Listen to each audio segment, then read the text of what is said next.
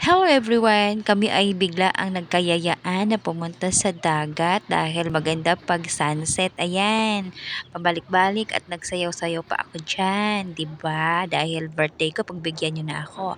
Yan, nakita ko yung pamangkin ko nagti-TikTok, pinuntahan ko siya at sasabayan ko siyang mag-TikTok, 'di ba?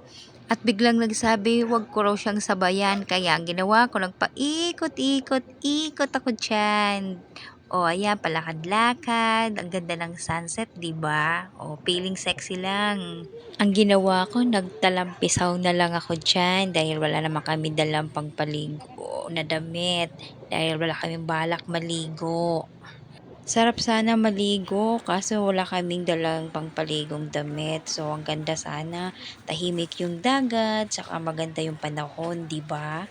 Okay guys, thank you for watching. See you next vlog. Bye!